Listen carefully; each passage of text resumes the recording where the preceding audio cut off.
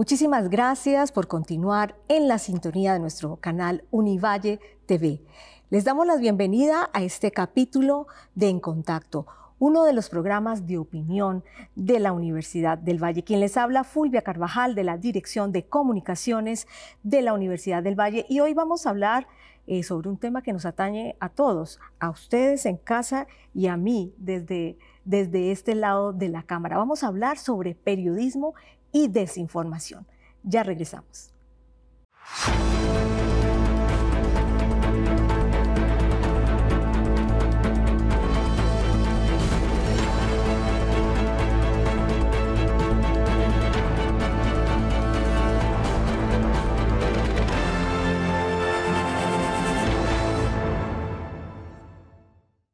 Nuestro equipo periodístico del programa En Contacto preparó precisamente respecto a este tema, medios de comunicación y desinformación, el siguiente contexto. Veamos.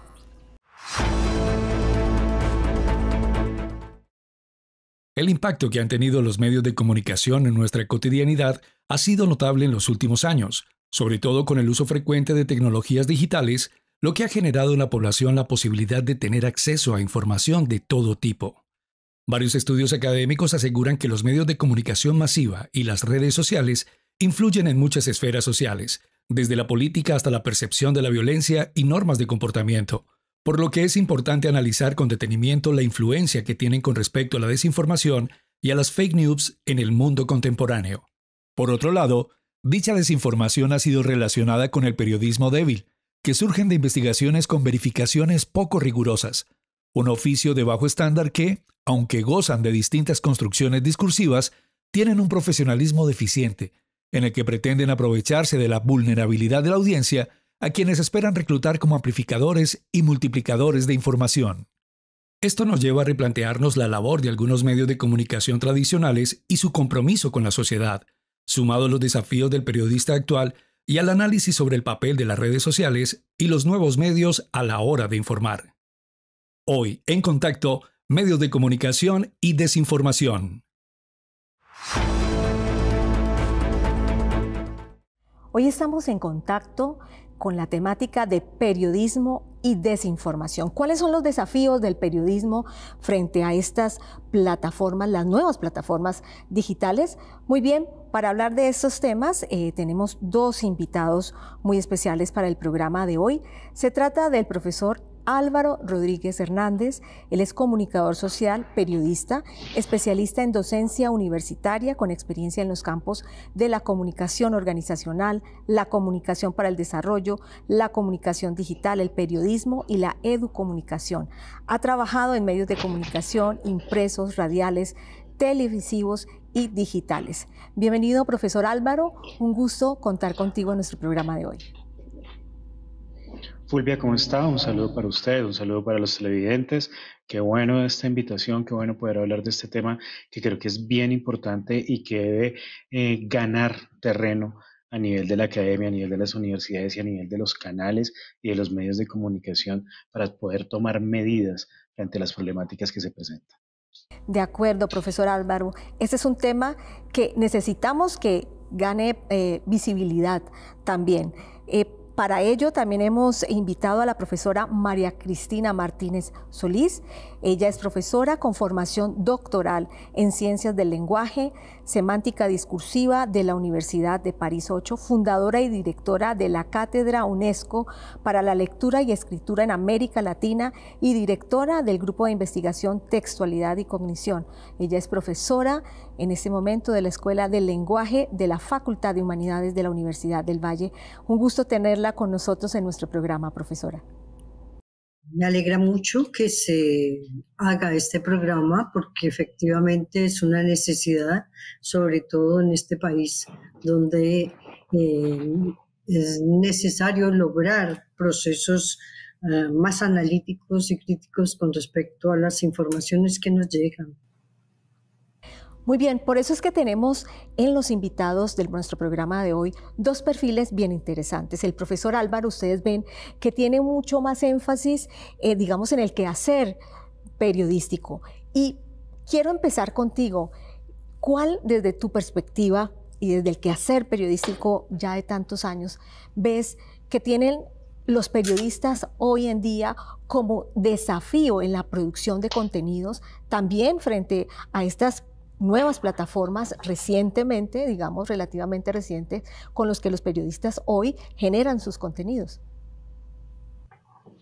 Bueno, nosotros tenemos hoy en día un elemento bastante fuerte y es la sobreabundancia.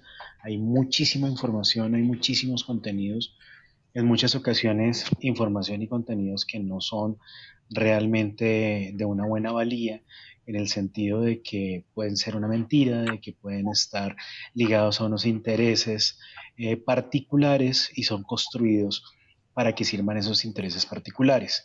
La información periodística muchas veces toca buscarla con pinzas, aquella que es el resultado de un buen ejercicio periodístico, y ahí es donde comenzamos a tener unos grandes retos, y es el primero: cómo hacemos para posicionar la información periodística arriba, ante la sociedad, ante el público, ante la opinión pública, y esa información periodística que realmente tenga que sobresalir por su calidad y buen trabajo y buen tratamiento.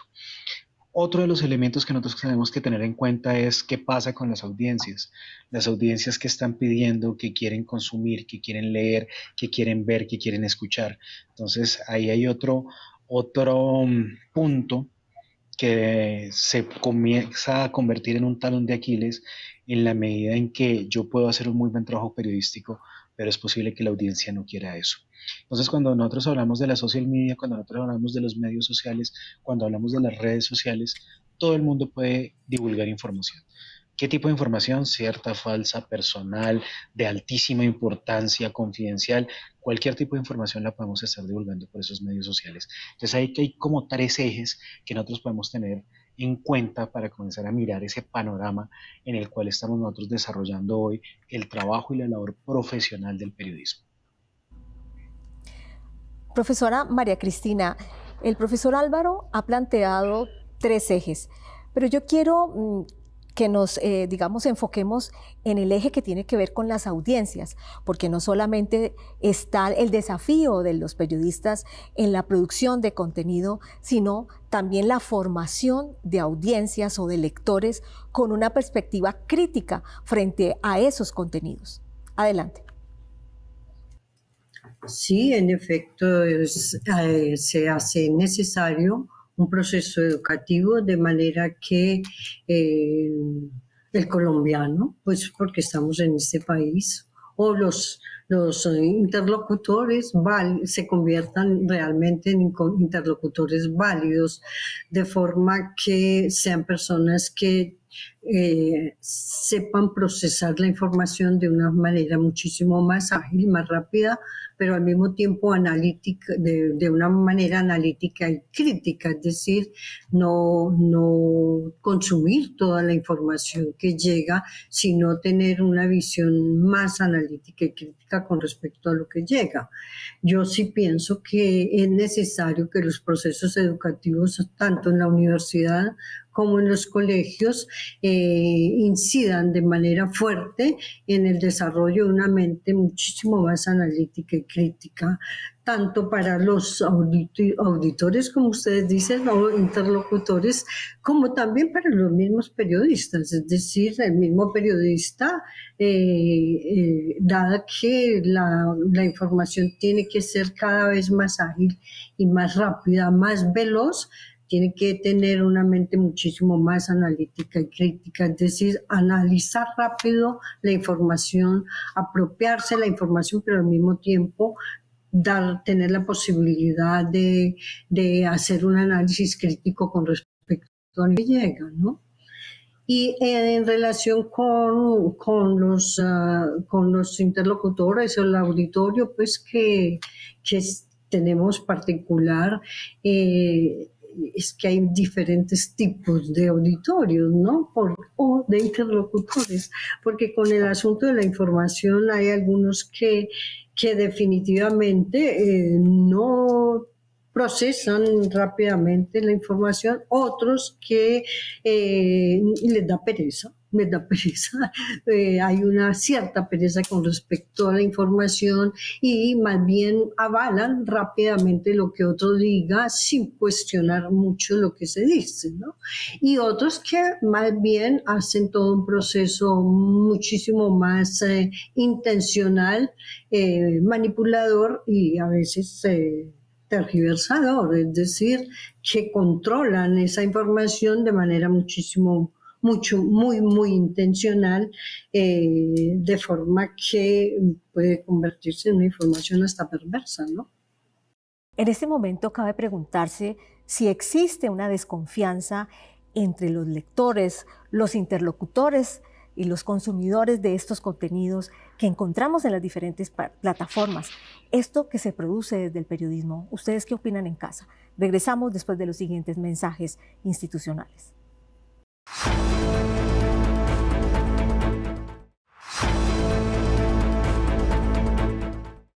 Muchísimas gracias por continuar en la sintonía de nuestro canal Univalle TV. Hoy estamos en contacto hablando sobre medios de comunicación y desinformación. ¿Existe desconfianza entre los medios de comunicación y sus interlocutores? Pues bien, quiero traer a colación algunas opiniones que hemos, buscado a través de Twitter y, aquí tenemos una. Avilo Pena dice, los grandes derrotados hoy, los medios comerciales de información. Mucha gente salió indignada ante su manipulación. Se informan a través de redes sociales y confrontan fuentes. Este río del cambio va a seguir fluyendo. Quiero ahora preguntarle al profesor Álvaro, ¿existe esta desconfianza? Sí, yo pienso que siempre hay desconfianza por parte de las audiencias ante los medios, pero a la vez que hay una desconfianza hay un consumo. Y los están mirando, los están viendo, o lo podemos hablar en esa palabra, tal vez no la más apropiada, hay un consumo de los medios de comunicación. Estos medios de comunicación están dando una información, están haciendo un trabajo periodístico, están desarrollando un proceso o tal vez no.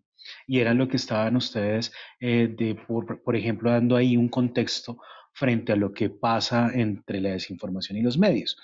Y lo que yo veo es que hay como una amalgama de periodismo, medios de comunicación, información, y muchas veces no sabemos qué es lo que está pasando aquí.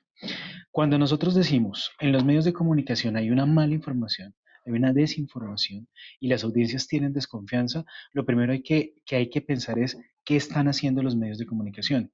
Y acá yo siempre hago una separación y es una cosa es el medio de comunicación y otra cosa es el periodismo. Si yo tengo un medio de comunicación, no necesariamente es para dar información, puede ser un medio de comunicación de entretenimiento. Entonces, Fulvia, tú estás haciendo acá un programa de análisis, un programa donde exponemos unos conceptos, pero también vemos en los medios masivos, en los medios comerciales, programas como los realities. Y eso no necesariamente es información, así sea el reflejo de una sociedad, que es algo muy distinto o es algo diferente. Y creo que lo que decía la doctora María Cristina es supremamente fuerte y es ese análisis y esa crítica que se hace desde las audiencias. Y si nos vamos hacia los años 90, tal vez un poco más atrás, ya Ignacio Ramonet desde Le Monde Diplomatique nos decía, hey, nosotros hablamos del cuarto poder y ese cuarto poder se diluyó porque los medios de comunicación son absorbidos por otros poderes. Es más, en los medios de comunicación puede que ni siquiera no existan periodistas para hablar del periodismo como tal con un problema. Y a renglón seguido nos dice, hay que crear un quinto poder, es lo que nos está diciendo Ignacio Ramonet. Y ese quinto poder, ¿quiénes son? Son las audiencias. Y son esas audiencias, como lo dice de manera muy acertada la doctora María Cristina, tienen que ser analíticas y críticas. Y para tener una audiencia que analice y que tenga una posición crítica frente a los contenidos, tiene que ser una audiencia educada. Y creo que eso ni desde el colegio está pasando, sin generalizar, sabiendo que hay excepciones, pero desde ahí ya tenemos un problema. Entonces surge esa desconfianza, pero creo que no está mal la desconfianza en el sentido de ese quinto poder que nos planteaba Ramonet ya hace casi 2 décadas o 3 décadas, que nos dice, hey, hay que controlar los medios y hay que dudar también de los medios, y más en un momento donde los medios pertenecen a otros poderes. Entonces, Si hay esa desconfianza, me parece que no está mal, me parece que toca tomarlo del análisis y las críticas y tener audiencias educadas y saber que un medio de comunicación no necesariamente termina siendo un medio de información, aunque también lo haga. Profesora María Cristina, usted estaba hablando hace unos minutos de la manipulación que hay y que se plantea desde los medios de comunicación. Aquí Saúl Bellanco dice: ¿cómo odio que los medios de comunicación sean cómplices del fascismo y que la desinformación y el ruido haya calado tanto en las personas? Y me gustaría que usted se refiriera un poco más a esto que nos decía también el profesor Álvaro, la necesidad de construir lectores, interlocutores críticos frente a los contenidos, que no solamente sean consumidores de información. Sí, bueno, podemos decir que de alguna manera los interlocutores cada vez se están convirtiendo en interlocutores más válidos, de forma que en efecto ellos empiezan a diferenciar entre un medio de comunicación que tergiversa, que ha perdido realmente la credibilidad, aunque mantenga la legitimidad como medios de comunicación formales como que existen en el país, pero que definitivamente por su manera de dar la información, ya aunque tenga la legitimidad y el apoyo, el control industrial y el control político, han perdido credibilidad. Y en ese sentido, claro, los medios empiezan a desarrollar procedimientos discursivos cada vez más finos y mucho más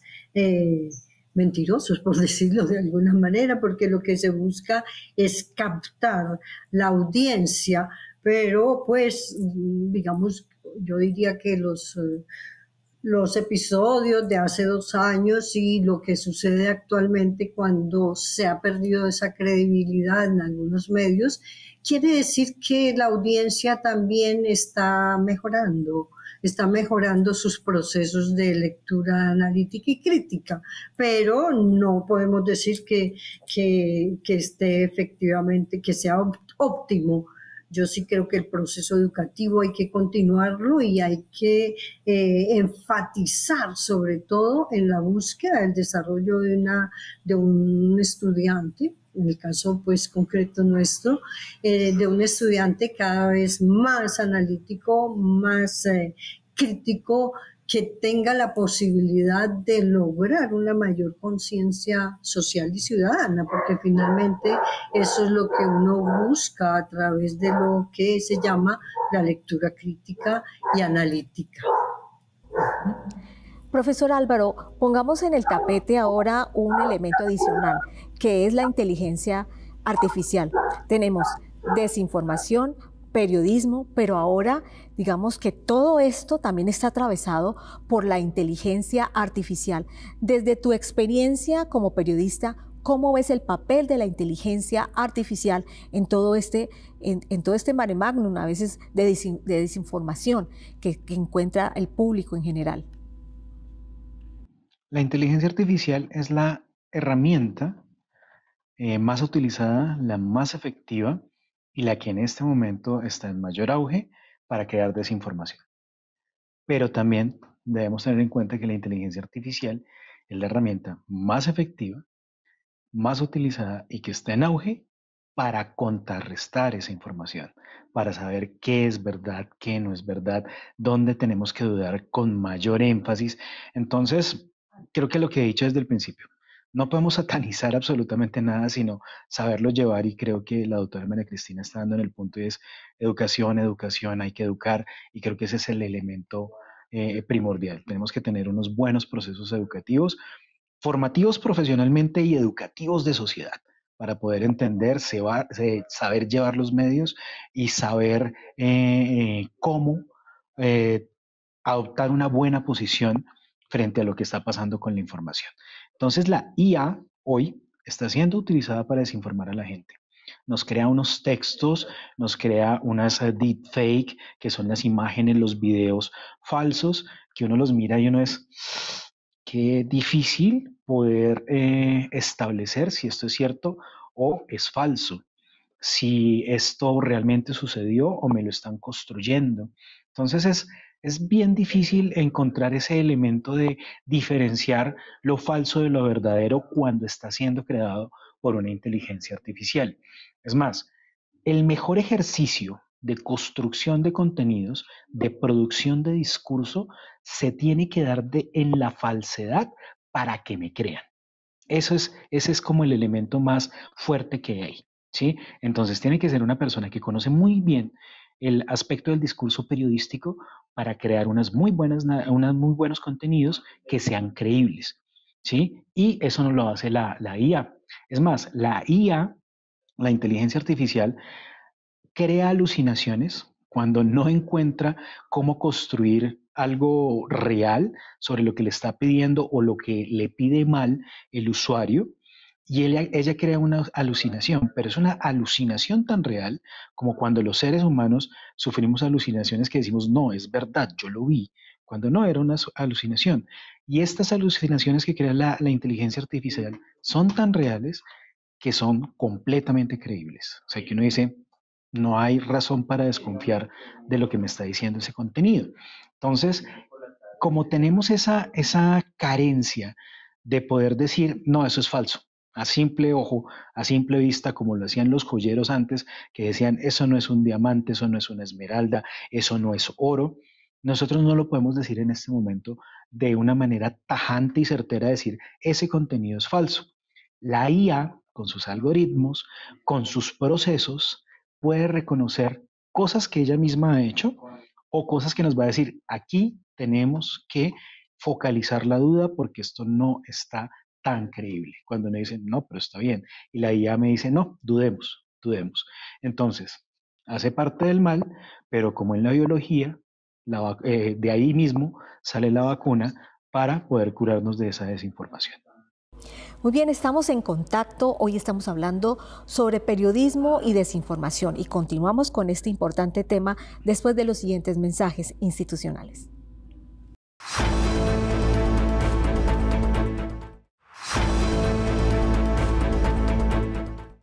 Muchísimas gracias por continuar en contacto. Hoy estamos hablando sobre periodismo y desinformación.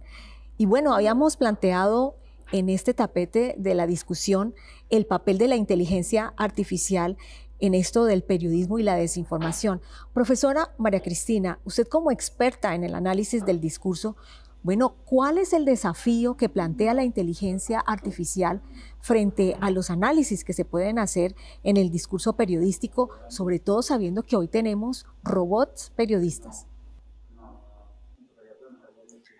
Sí, pues una de las cosas que nos ofrece desde el punto de vista positivo la inteligencia artificial es precisamente mostrarnos que el asunto del discurso es una construcción de imágenes, de sujetos discursivos internamente en ese discurso.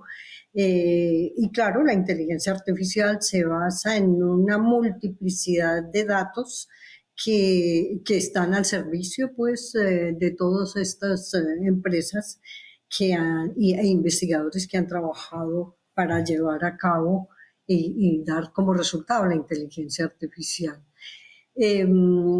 De hecho, no solamente construyen discursos periodísticos, porque pues el asunto tiene mucho que ver con que ya un ser humano antes les ha dado la información de cuáles son las características y lo que se llama el contrato social de habla de un discurso periodístico y que lo distingue del contrato social de habla de un discurso pedagógico o un discurso publicitario, ¿no? Son contratos sociales de habla muy diferentes y por tanto los las voces responsables de esos discursos son distintas. En uno es el periodista, el otro es un pedagogo, en otro puede ser un científico, en otro un publicista, ¿no?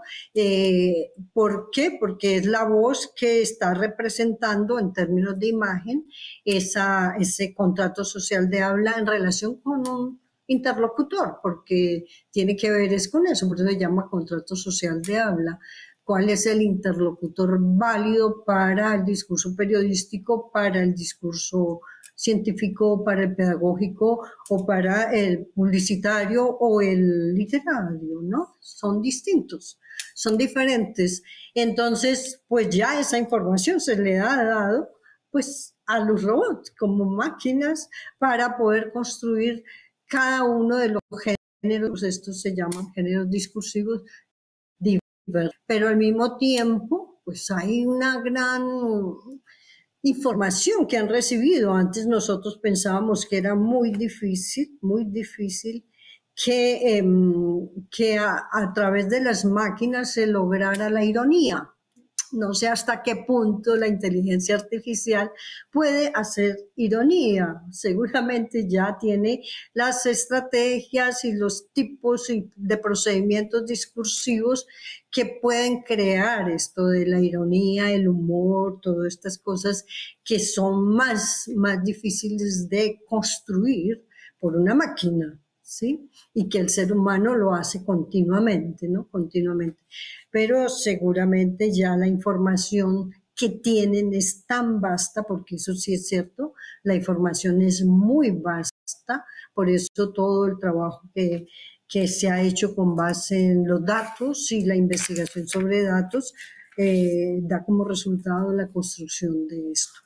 Para mí el reto sigue siendo el mismo, mayor educación, cada vez una educación más alta, de un nivel muchísimo más alto, con un pensamiento más analítico y crítico, de manera que se pueda utilizar también la inteligencia artificial en beneficios educativos también, porque más o menos sucede como ocurrió pues con esto de los medios digitales, ¿no?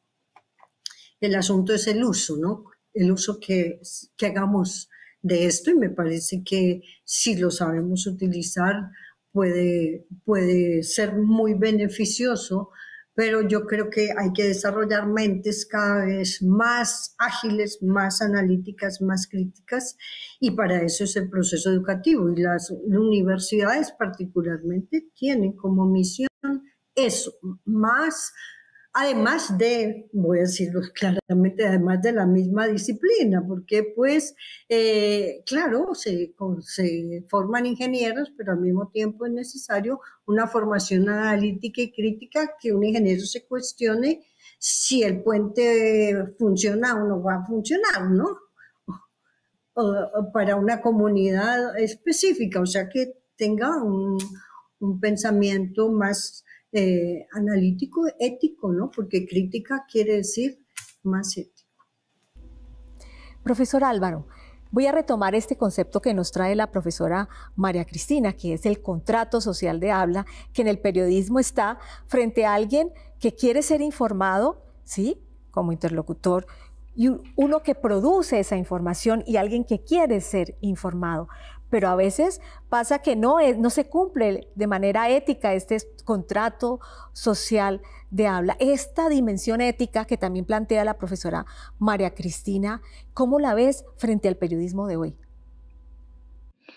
Bueno, yo creo que el trabajo que está generando, o que están generando mejor, las personas que trabajan en los medios de comunicación, vuelvo y reitero, no responde solamente a un trabajo periodístico.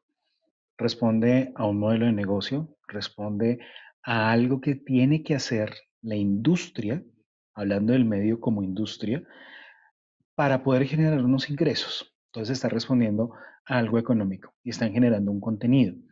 Y creo que todo esto va enlazándose y tomando ese inicio que estábamos, digamos que, hilando al principio con respecto a las audiencias, y es que piden las audiencias. Entonces, Sí, existe ese contrato que, digamos, es la responsabilidad profesional que tiene el periodista de brindar una información. El periodismo es un servicio para la sociedad, un servicio que se basa en la investigación, la corroboración y la veracidad de sus contenidos, producciones y realizaciones, pero que muchas veces ni siquiera es algo que le interesa a los medios. Si nosotros comenzamos a ver unos medios alternativos, si nosotros comenzamos a buscar, a escudriñar de unas ofertas periodísticas distintas y no nos quedamos en unos medios comerciales o unos medios masivos tradicionales, es posible que encontremos una mejor calidad y ética en la construcción de contenidos periodísticos. Pero tampoco podemos llegar a decir, está muy mal esto, porque lo que pasa es que tenemos que entender cuál es el negocio que tiene ese medio de comunicación. Y es posible que ese medio de comunicación lo que tiene como negocio es generar unos contenidos que la misma audiencia le está pidiendo, que la misma audiencia lo está consumiendo. Y entonces cuando uno ve un contenido de X tema, no quiero ejemplarizar con un tema específico, sino uno ve un contenido con un tema X donde tiene una cantidad de visitas, una cantidad de permanencia, y uno dice, fue un contenido exitoso, y des en cuenta que es un contenido superfluo, banal, casi que de entretenimiento, y uno ve un reportaje muy bien hecho, toda una construcción transmedia o multimedia, donde se hace que es fruto de una investigación y se denuncia algo muy grave a nivel social, y no tiene ni el 10% de las entradas, visitas y permanencias que tuvo el otro. Entonces uno dice, la audiencia nos está pidiendo X, pues ¿para qué le hacemos Y si hasta X es más barato de hacer que la Y? Y uno dice, ¿y la responsabilidad social, la ética y ese contrato, qué pasa? Ok, el medio sigue siendo una industria. El profesional del periodismo tiene un jefe que es un medio y está haciendo su trabajo. Pero si las audiencias quieren otro tipo de contenidos, también están en su derecho de pedirles y no tienen necesidad de consumir lo que les están dando los medios masivos, o pueden buscar otras alternativas de información. Es más, pueden hasta patrocinar esos buenos trabajos periodísticos por unos escenarios o unas plataformas que hoy son de crowdfunding, de donación, de cantidad de cosas donde se pueden llegar a decir las audiencias, yo a usted lo patrocino, yo a usted le pago para que me haga una buena investigación periodística. Entonces, démonos cuenta que también todo está muy ligado hacia las audiencias, pero eso no quiere decir que yo no haga las cosas con ética, pero tampoco quiere decir que yo no vaya a cumplir con las expectativas de mi patrón, que es el medio, que tiene que también responder a esas ganancias o responder a ese lucro como empresa, como tal. Entonces, por eso siempre hago la diferencia. Ojo, una cosa son los medios, otra cosa es el ejercicio periodístico. Y hoy en día sabemos que muchas veces en los medios ni siquiera son periodistas los que están trabajando. Muy bien, Virginio Gallardo en Twitter dice, la información libre e independiente está en peligro. El cierre de los medios de comunicación independientes y la proliferación de redes dirigidas con objetivos de manipulación hace que las noticias falsas y la desinformación sea objeto de estudio, la psicología de la pseudociencia. ¿Qué opinan ustedes en casa? Regresamos después de los siguientes mensajes institucionales.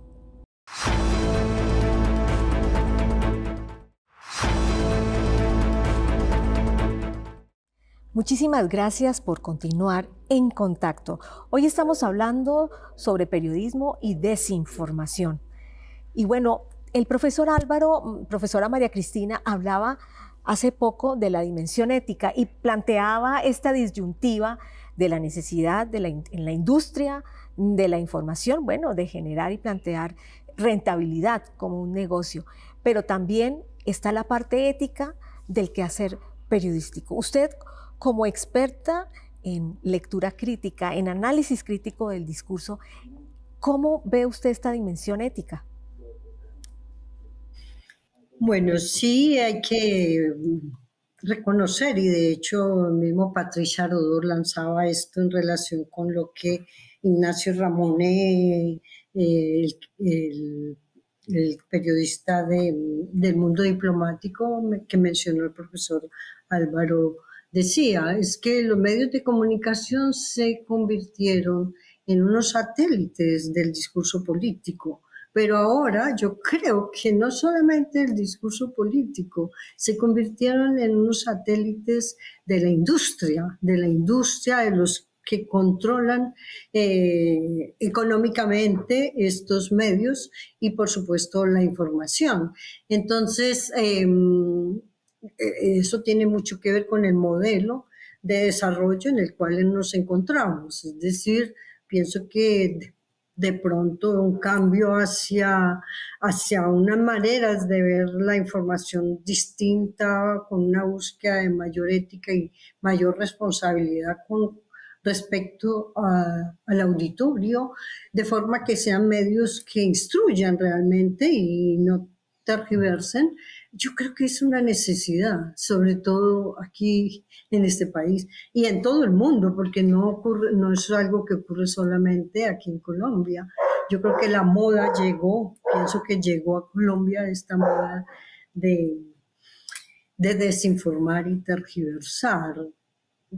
Hace unos años todavía uno creía en los medios de comunicación y en los periodistas de esos medios. Ahora uno se cuestiona muchísimo si vale la pena seguirlos, escucharlos, porque la ética está realmente por el piso. En algunos, no digo todos. Profesor Álvaro, la profesora María Cristina, digamos que ha tenido un planteamiento fuerte. Bueno, no en todos, pero dice que ha llegado una moda. Llegó la moda de desinformar, la moda de manipular. ¿Tú crees que hoy en día se puede hacer periodismo independiente por fuera de esta lógica? Sí, sí se puede hacer, sin lugar a dudas. Yo creería, y con todo respeto con la doctora María Cristina, no la trataría como una moda, porque es algo que ha pasado a través de la historia desde Pulitzer, desde Hearst, en los impresos, y eran unos tintes muy políticos, digamos. Yo creo que estamos en una transición, bueno, una transición no, estamos en una práctica donde antes hablábamos de las industrias culturales. Yo pienso que hoy podemos estar hablando de las industrias del entretenimiento, y des en cuenta que ahí se diluye totalmente el proceso de desinformación, de información clara, real, oportuna, veraz, verificada. Y esos elementos de construcción ética, esos elementos que nos llevan a nosotros a decir, aquí confío, acá puedo seguir este medio, puedo conectarme con este noticiero, comienzan a flaquear un poco. Pero sin duda yo creo que se puede hacer periodismo independiente. Creo que hay un periodismo de largo aliento como el que nosotros conocemos en Colombia, con un personaje que murió hace poco, que es Germán Castro Caicedo, y él hacía unos muy buenos libros en torno a investigaciones periodísticas, y era un proceso medianamente independiente. Y hoy en día se están dando muchas iniciativas de ejercicio y desarrollo de periodismo independiente. Y creo que ahí es donde está el punto, y es que las audiencias, al ser críticas, al ser analíticas, pueden comenzar a dejar de lado esa información de los medios masivos y utilizarlos para entretenerse como es normal en los seres humanos, y buscar una información diferente, una información que uno diga, yo a esto le puedo creer. Tal vez aquí dudo, venga, busco, sí era verdad.